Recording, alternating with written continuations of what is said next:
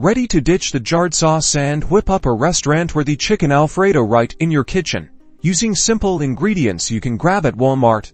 First, let's gather our ingredients. You'll need about 1 pound of fettuccine pasta, 2 boneless, skinless chicken breasts, 1 cup of heavy cream, half a cup of grated Parmesan cheese, 4 tablespoons of butter, 2 cloves of garlic, salt, pepper, and a pinch of Italian seasoning. Slice your chicken breasts into bite-sized pieces, season them generously with salt, pepper, and Italian seasoning. Don't be shy. Melt 2 tablespoons of butter in a large skillet over medium-high heat. Add the chicken and cook until it's golden brown and cooked through about 57 minutes. Remove the chicken from the skillet and set aside. Now, add the remaining 2 tablespoons of butter to the skillet. Once melted, add the minced garlic and saute copyright for about 30 seconds until fragrant. Be careful not to burn it.